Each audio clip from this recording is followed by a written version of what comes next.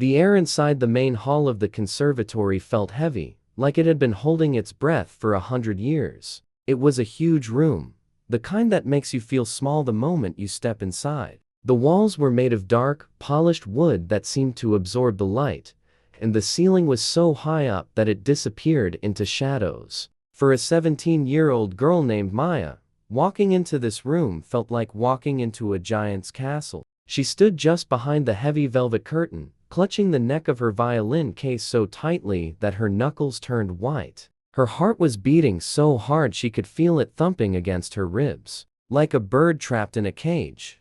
Outside that curtain, there was a world of polished floors, gold leaf on the walls, and people who spoke in quiet, important voices. Inside her head, however, Maya was miles away. She was thinking about the long, bumpy bus ride that had brought her here, and the way her father had waved goodbye at the station. She remembered the look on his face, a mixture of pride and fear. They were simple people from a town that most people had never heard of, a place where the dust settled on everything, and the biggest event of the year was the county fair. Coming to the big city for this audition was a dream that felt almost too big to carry. She looked down at her dress. It was a simple blue cotton dress, not the shiny silk that the other girls were wearing. It was the best thing she owned. But here, the bright lights waiting for her, it felt like a costume. Her mother had stayed up all night before the trip, sewing the hem by the light of a single lamp in the kitchen, because the electricity bill was overdue and the power had been cut. Maya could still see her mother's tired eyes and feel the roughness of her hands as she had brushed Maya's hair that morning. "Just play like you do in the living room," her mother had said. "Play for the love of it, not for them." But them were the people on the other side of the curtain, on the other side of the stage. Behind a long table that looked more like a courtroom bench, 3 people sat slumped in their chairs. It was late in the afternoon, and the energy in the room had completely drained away. The judges had listened to hundreds of musicians over the last 3 days. They had heard fast fingers, they had heard loud notes, and they had heard every classical piece you could name. They were exhausted. The man in the middle was the head judge, a famous musician known all over the world. But right now, he didn't look famous. He just looked like an old man who wanted a cup of coffee and a soft chair. He was rubbing his temples with his fingertips, his eyes closed. The woman to his left was tapping a pen against her clipboard, looking at her watch every 30 seconds. The atmosphere wasn't mean or cruel. It was just incredibly tired. The magic of music had turned into a job. And on this particular Tuesday, it was a boring, tiring job. A woman with a headset and a clipboard walked up to Maya. "Okay, you're next," she whispered, not unkindly, but rushed. "Good luck." Maya swallowed the lump in her throat. She nodded. She couldn't find her voice to speak. The woman pulled the heavy rope, and the velvet curtain slid open. The sound of the metal ring sliding on the rod was loud in the quiet room. Maya stepped out.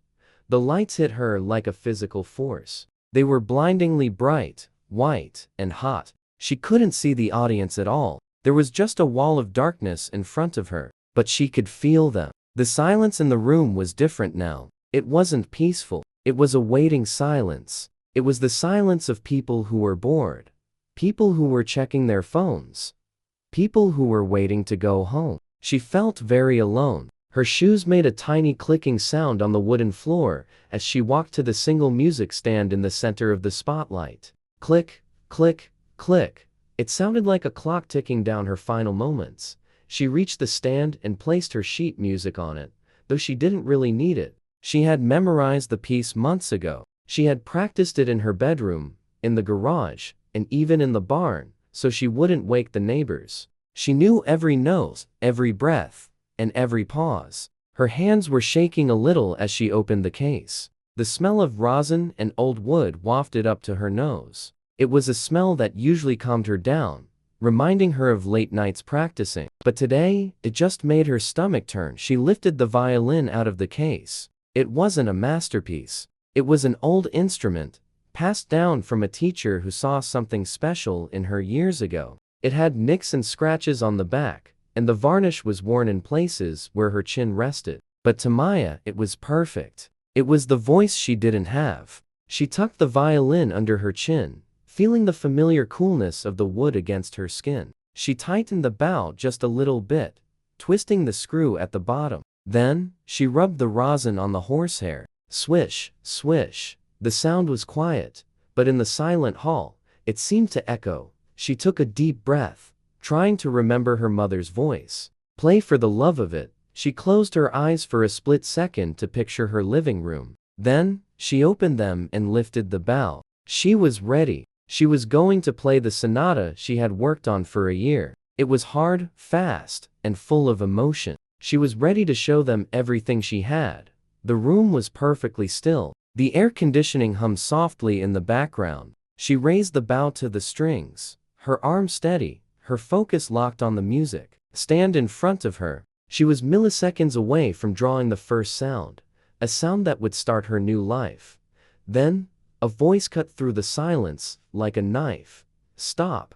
Maya froze. Her arm was still up in the air, hovering over the strings. She didn't move. She looked out into the darkness, trying to see who had spoken. It was the head judge. He hadn't even opened his eyes fully. He was leaning back in his chair, looking bored. Put your hand down, please, he said. His voice was flat and tired. There is no need for that. Maya felt her face get hot. A wave of embarrassment washed over her, starting from her neck and going up to her ears. She lowered the violin slowly. She felt like she had done something wrong, but she didn't know what. She stood there, gripping the neck of the instrument, feeling small and foolish. The judge sighed.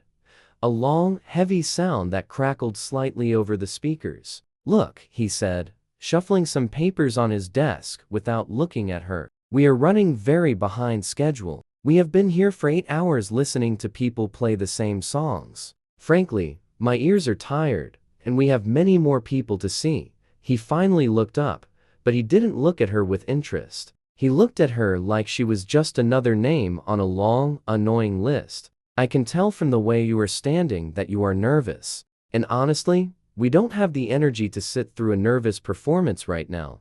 Maya bit her lip. She wanted to tell him that she wasn't just nervous. She was ready. She wanted to tell him that she had sold her bicycle to pay for the train ticket. But she stood silent. The judge waved his hand in the air, a dismissive gesture that meant shoo. Just play one note, he said. One single note. Play your open a string. That is all. If your tone is pure, if your intonation is correct, we will let you stay. If it wavers or sounds thin, please pack up and leave. We need to save time. It was a humiliating request. It was like asking a painter to show just one brushstroke or a writer to speak just one word. It wasn't a test of music. It was a test of basic mechanics. The other judges didn't say anything. The woman just looked at her watch again. The students waiting in the wings, the ones with the expensive clothes and the perfect hair, were probably watching, wondering what was happening. Maya stood there alone in the spotlight. She felt a spark of anger deep inside her chest, mixed with the sadness. She had worked so hard. She had come so far. And now, her entire future was going to be decided by one single second of sound. If she played just one note, they would send her away, and she would go back to her dusty town, and that would be the end of it.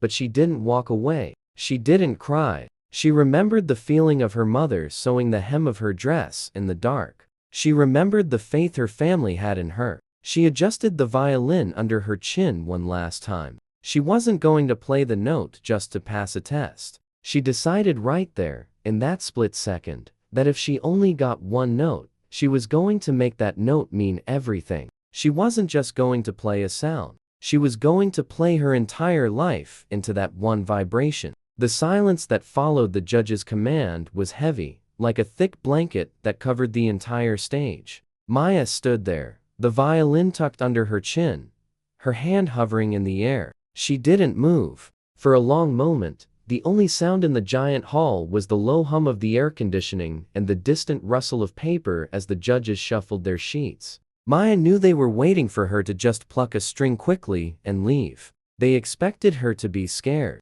They expected her to rush. But Maya didn't rush. She decided she wouldn't give them the satisfaction of seeing her panic. She took a slow, deep breath, filling her lungs with the cool, stale air of the auditorium. As she breathed in, she closed her eyes.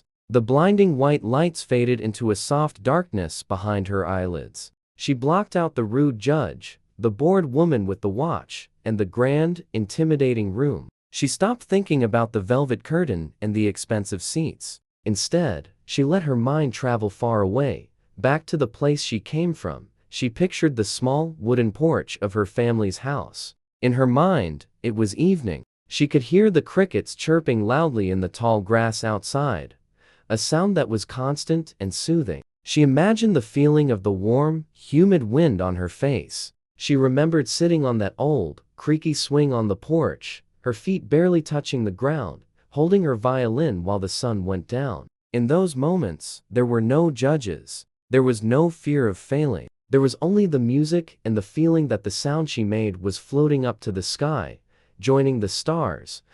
Maya thought about her grandfather. He was the one who had taught her to listen, not just to hear. Music isn't just notes on a page, little bird, he used to tell her, in his raspy, gentle voice. Music is a feeling. It's the sound of your heart talking when your mouth can't find the words. She remembered his rough, calloused hands clapping slowly after she played a simple song for him, a smile crinkling the corners of his eyes. He had passed away last winter, but she could still feel his presence, standing right beside her on the stage, his hand resting gently on her shoulder. She opened her eyes slowly. The fear was still there, hiding in the pit of her stomach, but it was smaller now. It was buried under something stronger: determination. She wasn't going to play a note for a test. She was going to play a note for him. She was going to play a note for every person who had ever been told they weren't good enough. For everyone who had been underestimated because of where they came from or what they wore. The head judge let out a loud, impatient sigh from behind the table. He clicked his pen against the wood. Click, click, click, trying to rush her. "We haven't got all day," he grumbled, his voice echoing slightly in the large space. But Maya ignored the noise. She focused entirely on the instrument in her hands. She looked down at the strings. The string, the one he had asked for, looked thin and fragile, yet she knew it held a powerful voice. She tightened her grip on the bow just a fraction, feeling the tension in the horsehair. She didn't want to attack the string. She wanted to wake it up gently, like waking a sleeping baby. She adjusted her feet. She planted them firmly on the floor, feeling the solid wood beneath her shoes. She grounded herself. She imagined roots growing from her feet, going deep into the earth, holding her steady so she wouldn't shake. The tension in her shoulders dropped away. Her jaw, which had been clenched tight, relaxed. Her entire body became still, like a calm lake in the morning. The people in the room started to shift in their seats. The boredom was turning into confusion. Why was she taking so long? Was she frozen with fear? A few quiet whispers started from the darkness where the other students were waiting, but Maya didn't hear them. Her world had shrunk down to just 4 inches of space, the space between the bow and the string. She lifted the bow. She didn't just lift it with her arm. She lifted it with her whole spirit. She hovered the bow hair just above the string. She could feel the magnetic pull between them. She took one final breath, holding it in her chest, capturing the memory of the crickets, the warm wind, and her grandfather's smile. She squeezed it all into her heart. Then she moved. She didn't pluck the string. She didn't scratch at it. She drew the bow across the string with a slow, deliberate motion. It was so slow that it looked like the bow was barely moving. The sound didn't burst out. It bloomed. It started as a deep, rich hum that seemed to rise from the floorboards rather than the violin. It was a pure note, but it wasn't thin or sharp. It was warm and full, like a stream of honey pouring out of the instrument. The note filled the space around her instantly. It didn't just hit the air. It seemed to push the air aside, claiming the room. Maya didn't stop. She kept the bow moving, applying a perfect, even pressure. She wasn't just playing a pitch. She was vibrating the wood of the violin, and the wood was vibrating her collarbone. She could feel the note traveling through her body, rattling her ribs, settling in her chest. It was a physical sensation, almost like a purring cat or a heartbeat that wasn't her own. The judge stopped tapping his pen. The sound had been so sudden and so full that it had cut through his impatience like a knife through butter. His head snapped up. The woman with the watch stopped looking at her wrist and actually looked at the stage for the first time. The whispering in the back stopped instantly. Usually, when a student plays a single note, it sounds small and lonely in a big hall. It echoes a little bit and then dies out. But this note was different. Maya had found the sweet spot of the room. She was projecting the sound so that it bounced off the wooden walls and the high ceiling, wrapping around the audience. The note seemed to hang in the air, suspended by magic, refusing to fade away. She kept drawing the bow. Her arm moved smoothly, like a piston in a well-oiled machine. She was halfway down the bow now, and the note was actually getting stronger. It was singing. It was crying. It had a texture to it, a roughness that made it sound human, alive, and real. It wasn't a polished, perfect note from a machine. It was a note that had lived through hard times and survived. Maya watched the dust motes dancing in the spotlight beams, and she felt like she was conducting them with her sound. She felt powerful. For the first time since she walked into the building, she wasn't the poor girl from the small town. She was a queen. This was her kingdom, and the sound coming from her violin was her decree.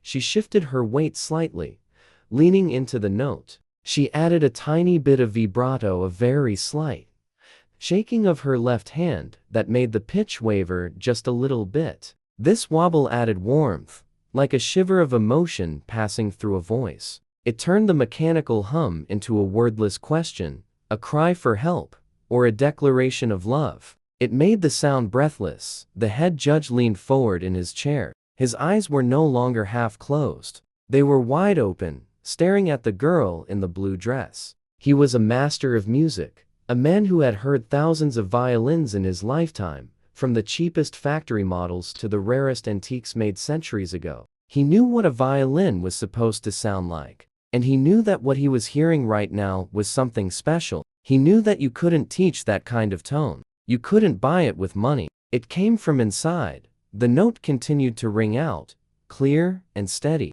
Maya was reaching the tip of the bow now. Most people would have stopped or changed direction, which would have broken the spell. But she was prepared. She had practiced this moment 1,000 times in her mind. She needed to keep the sound going without a break. She needed to make it seamless. As the bow neared the very end of its travel, where the wood meets the hair, she prepared to switch the direction. The pressure had to be perfect. If she pressed too hard, the sound would crunch. If she pressed too lightly, it would whistle. She had to ride the line between the two. The room was completely silent now. You could hear a pin drop. The air conditioning seemed to have stopped. Everyone was holding their breath, waiting to see if she could hold the note, or if it would crumble into silence. They were no longer bored. They were mesmerized. They were witnessing a transformation right before their eyes, a shy, quiet girl turning into a musician of immense power just by playing one single, long, beautiful note. Maya closed her eyes again, feeling the vibration in her fingertips, and she knew she had them. She hadn't played a song, but she had already told a story, and she wasn't finished yet. The bow was nearing the very tip of the wood. This was the dangerous moment for any violinist. It is the place where the sound usually gets thin, like a threadbare piece of fabric, or where it fades away into silence before the player can change direction. Most people rush this part. They hurry the bow along, hoping to switch back to the other side before anyone notices the drop in volume. But Maya didn't hurry. She was in complete control. Her wrist moved with a fluid, rolling motion, like a wave gently washing over the shore. She guided the bow to the very end, squeezing every last drop of richness out of the string. Then, with a motion so smooth, it looked like a magic trick, she turned the bow around. She didn't lift it off the string. She didn't let the sound break. The change of direction was seamless. It was like a swimmer turning in a pool. There is a split second of pause, but the movement never stops. The note continued to flow, uninterrupted, as if it were one long, continuous exhale that would never end. As she started the up bow, moving the bow back toward her, she began to add something new to the sound. She started to vibrate her left hand. This is called vibrato, a technique where the hand rocks back and forth on the neck of the instrument. It makes the pitch waver very slightly, not enough to sound out of tune, but just enough to give the note warmth and life. It makes the sound shimmer. Maya's vibrato wasn't fast or shaky. It was slow and wide. It was deep. It sounded like a person taking a shaky breath before they start to cry. The single note, which had started as a strong, steady hum, now began to sing with a voice full of sorrow and longing. It filled the entire hall, bouncing off the high ceiling and the polished walls. The acoustics of the old building, which had been silent and dead all day, suddenly came alive. They grabbed hold of Maya's note and carried it, making it sound bigger than it had any right to be. It sounded as if the room itself was mourning with her. The head judge, the man who had been so tired and cynical just minutes ago, was now sitting on the edge of his chair. His eyes were fixed on Maya's left hand. He was a professional, a master of the instrument. He knew exactly what he was looking for. He was listening for the tiny mistakes that everyone makes. He was waiting for the pitch to go sharp to high or flat to low. He was waiting for the vibrato to become uneven, speeding up and slowing down because of nerves, but he heard nothing. The pitch was perfect. It was dead center of the note, laser sharp and unwavering. The vibrato was like a perfect heartbeat, steady and rhythmic. He frowned slightly, not because he was angry, but because he was confused. He had seen students from the best academies in the world, students with expensive instruments and years of elite training, and even they struggled to hold a note with this kind of control. Who was this girl in the simple blue dress? Where had this power come from?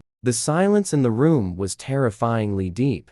No one coughed. No one shifted in their seat. It felt as if the air had been sucked out of the auditorium, leaving only the sound of that vibrating string. The other students waiting in the wings were peeking through the curtains, their eyes wide. They could feel the change in the atmosphere. It wasn't just a music lesson anymore. It was a battle of wills, and the girl with the old violin was winning. Maya lost track of time. She didn't know if she had been playing for 10 seconds or 10 minutes. Her world had shrunk down to the feeling of the wood against her collarbone, and the smell of the rosin dust rising in the heat of the spotlight. She wasn't thinking about the competition anymore. She was thinking about the feeling of rain hitting a tin roof. She was thinking about the sound of the wind in the trees back home. She poured all those memories into the vibration of her hand. She increased the pressure on the bow just a little bit. The note grew louder. It began to roar, deep and full, like a cello or a human voice raised in song. The sound was so rich that it seemed to have layers to it. You could hear the wood singing, you could hear the string hissing slightly under the bow hair, and you could hear the core tone piercing through it all. It was a complex, beautiful sound that demanded respect. It was a sound that said, "I am here, and I matter."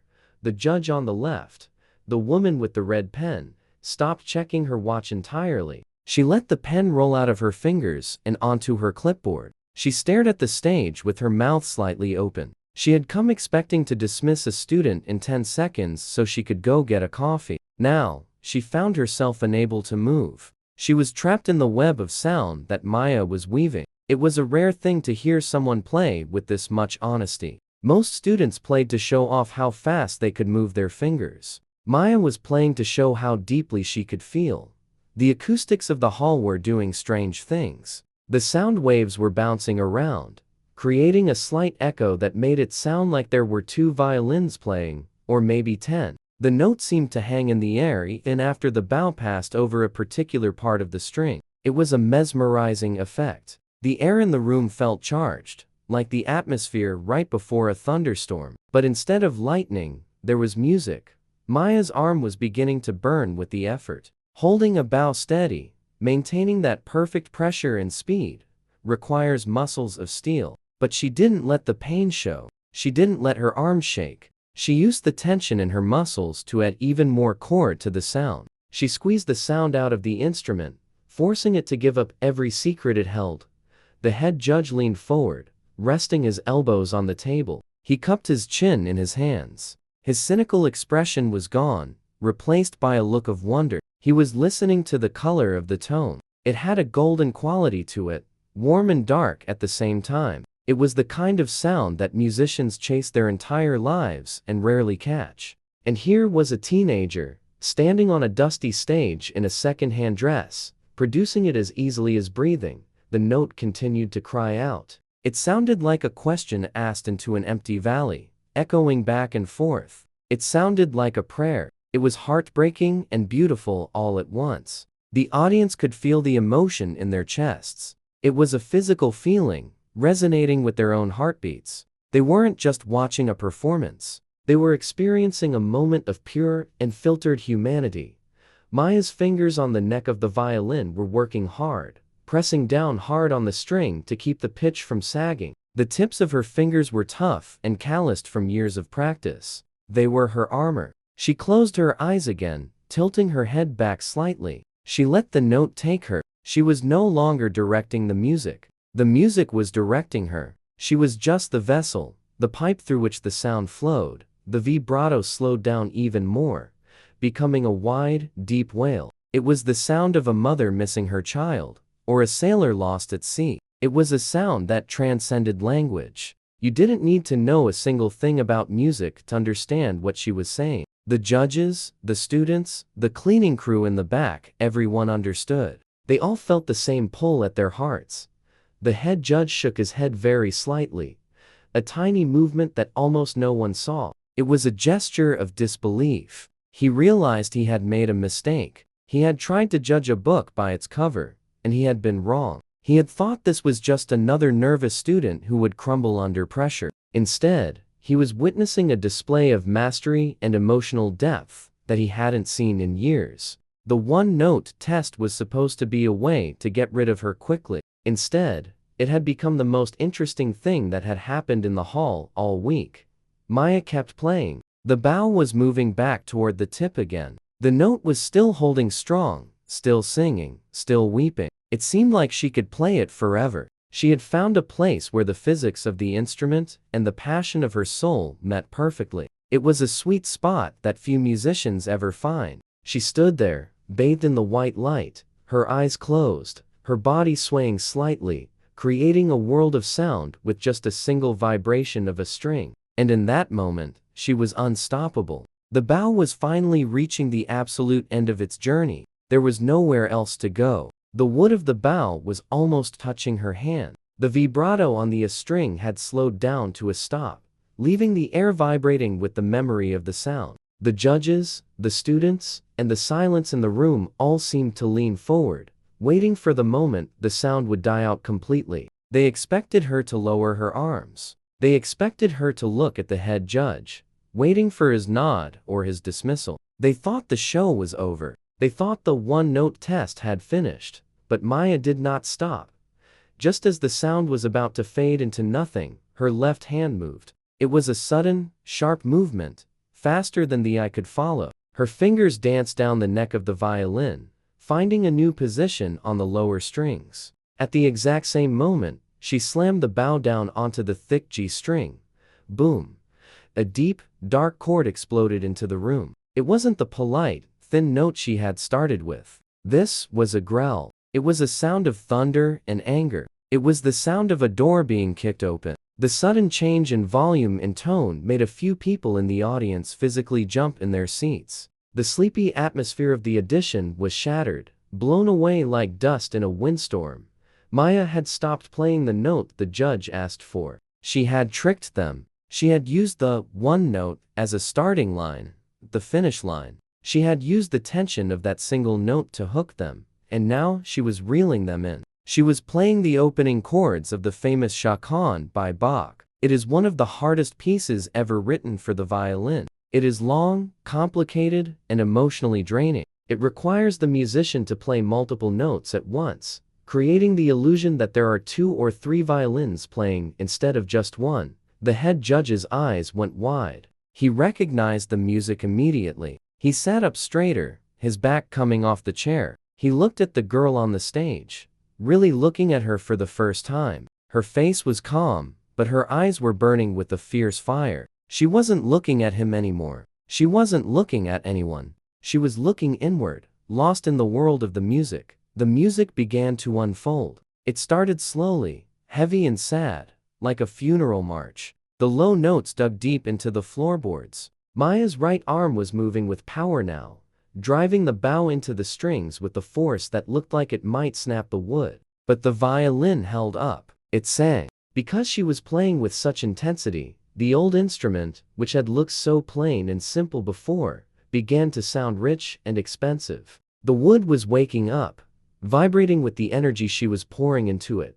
She played a series of 4 notes at once, a chord that rang out like a church bell. Then, her fingers began to fly. The music changed from slow and heavy to fast and chaotic. It sounded like a storm. The bow was jumping on the strings, bouncing with a controlled wildness. To the people watching, it looked like magic. How could one person make all those sounds? There were melodies running up high, and deep rhythms thumping down low. It was a conversation happening all at once. The judges were stunned. The woman with the red pen had let her clipboard slide onto her lap. Her mouth was open slightly. She had stopped checking her watch 10 minutes ago. She was completely captivated. She realized that this girl, the one they had tried to dismiss with a single note, was a master. She wasn't just playing the notes on the page. She was living them. You could see the story of the music in Maya's body language. When the music was sad,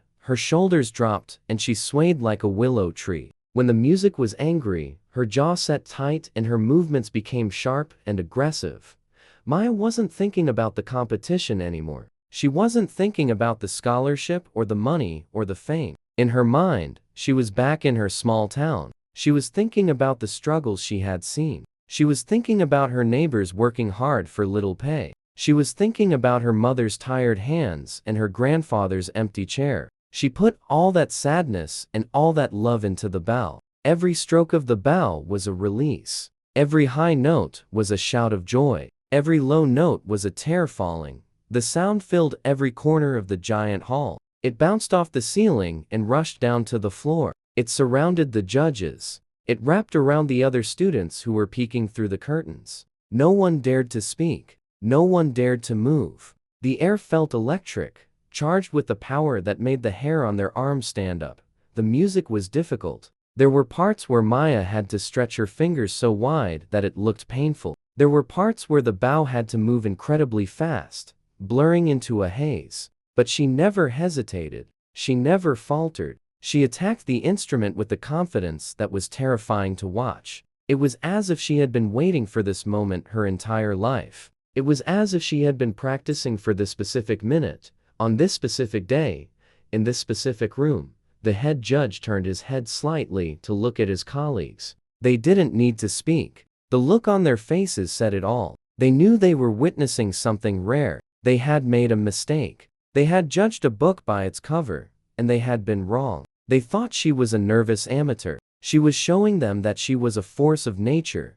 The piece was building toward a climax. The notes were getting higher, climbing a ladder of sound toward the sky. The rhythm was getting faster, like a heartbeat racing during a run. Maya's breathing was heavy now. She was sweating under the hot lights. A bead of sweat rolled down her forehead and down her nose. But she didn't wipe it away. She didn't stop. She couldn't stop. The music was carrying her. She played a series of lightning-fast notes that sounded like a waterfall crashing down. Then, suddenly, she stopped the bow in midair. The music cut off abruptly. The silence that rushed back in was even louder than before. It was a heavy, shocked silence. But Maya wasn't done. She held the pose for just a heartbeat, her arms suspended in the air. And then she brought the bow down again for the final, crushing chords. Done. Done, done, done. The final chords were massive. They weren't just sounds. They were physical impacts. They hit the chest of everyone in the room. It was the sound of victory. It was the sound of survival. Maya didn't just play the last notes. She stamped them into the floor, declaring her presence. She wasn't the girl who played one note anymore. She was the girl who conquered the room. She had taken their rule, their attempt to silence her, and she had broken it, creating a masterpiece out of the pieces. As the last echo of the violin faded away into the high rafters of the ceiling, Maya stood there, panting, her chest heaving, her violin still held high. The transition was complete. The shy girl was gone. In her place stood a musician who had just moved the soul of everyone listening. She had turned a test into a triumph. The last deep vibration of the violin hung in the air like a heavy cloud, refusing to disappear. The sound didn't just fade away. It seemed to soak into the walls, the floor, and the furniture of the hall. Maya stood frozen in the center of the stage, her bow still resting on the strings, her chest heaving up and down. Her heart was beating so fast, it felt like it was trying to break through her ribs. For a long moment, she didn't move. She couldn't. She felt dizzy and lightheaded, as if she had just run a marathon without taking a single breath. Slowly, the adrenaline began to fade, and the physical pain started to creep in. Her right shoulder felt like it was on fire, burning with the effort of holding the bow so tight for so long. Her fingers, which had danced across the fingerboard with such speed, were now cramping and stiff. But despite the pain, a strange sense of peace washed over her. She knew she had played well. She knew she had given everything. She had. There was nothing left inside her to give. She lowered the violin from her chin and let it hang by her side. The silence in the room was absolute. It wasn't the polite, waiting silence of before. This was a shocked, heavy silence. It was the kind of quiet that happens when something truly magnificent occurs, when words are not enough to describe what people have just felt. The air in the auditorium felt different now. It felt charged, electric, like the air right after a lightning strike strikes the ground. Out in the darkness of the hall, no one moved. The head judge, the man who had been so ready to send her home just minutes ago, was sitting perfectly still. His pen was on the table, forgotten. His mouth was slightly open, and his eyes were wide, staring at Maya as if he were seeing a ghost. He had expected a simple note, a test of basic skill. Instead, he had witnessed a hurricane. He had heard more emotion in those few minutes than he had heard in years of listening to technically perfect but boring performances. He looked at the girl in the simple blue dress, and he realized he knew nothing about her. He had judged her by her clothes and her background, and he had been beautifully, terribly wrong. The silence stretched on for 5 seconds, then 10. It felt like an eternity to Maya. She began to feel a twinge of nervousness again. Had she gone too far? Had she made them angry by ignoring their instruction to play just one note? She shifted her weight from one foot to the other, looking out into the blinding lights, trying to see a face, trying to find a clue. Then, a sound broke the quiet. It was the scrape of a chair leg against the wooden floor. The head judge stood up.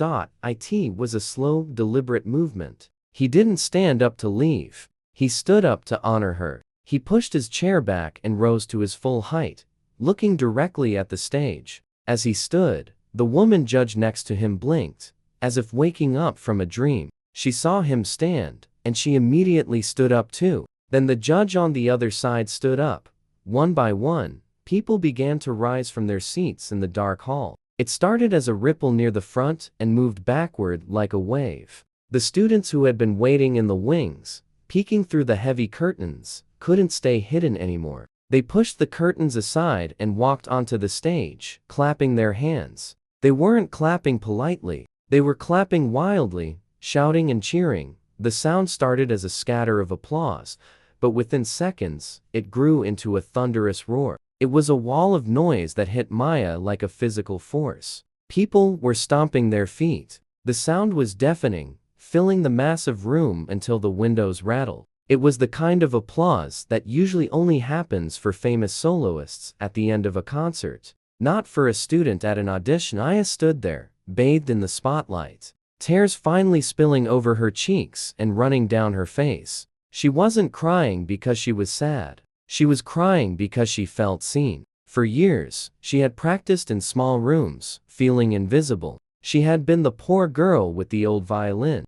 Now, in this giant hall, hundreds of people were on their feet for her. The noise was overwhelming, a beautiful, chaotic mix of hands and voices that drowned out her fears and her doubts. The head judge walked to the edge of the stage. He didn't need a microphone. His voice was strong and clear, cutting through the applause as the crowd began to quiet down to hear him. He looked up at Maya, and his face was kind now. There was no cynicism left in his eyes. There was only respect. "I asked you for one note," he said, his voice echoing slightly in the hall. I asked for one note because I thought I was too tired to listen. I thought I had heard everything there was to hear in this world. He paused, looking down at his hands for a moment, then back up at her. But I was wrong. You didn't just play a note. You didn't just play a song. You played your soul. You reminded us why we started playing music in the first place. Not for the competitions, not for the prizes, but for the feeling. The room was silent again, everyone hanging on his words. You have a gift, he continued. And more importantly, you have the courage to use it. Thank you for not stopping when I told you to. Thank you for teaching an old man a lesson about listening. A soft "aw" went through the crowd, followed by another round of applause. Maya smiled through her tears. She nodded at him, a small, humble gesture. She didn't know what to say, so she just held her violin close to her chest, like a child holding a teddy bear. The judge signaled to the woman with the clipboard. She wrote something down, ripped the paper off, and handed it to him. He held it up. You pass, he said simply. More than that, you have secured a place here. We would be honored to teach you. The cheering erupted again, louder than before. The other students on the stage surrounded her, patting her on the back, some of them with tears in their own eyes. They knew, just as the judges did, that they had witnessed something special. They had seen a moment of pure magic. Maya looked out into the darkness of the hall, toward the back doors. In her mind, she could see her grandfather smiling down, and she could imagine her mother sitting at home, maybe feeling a sudden flutter in her heart, knowing that her daughter was okay. She had come to the city with nothing but a worn-out dress and an old violin. She had been told she was just one note in a long line of students, but she had proved them wrong. She had shown them that one note, played with enough heart and enough courage, can change everything. She wiped her eyes with the back of her hand and took a deep bow. The lights were hot, the applause was loud, and her arm hurt, but she had never felt happier in her entire life. She walked off the stage, her head held high, leaving the silence behind her and stepping into her future.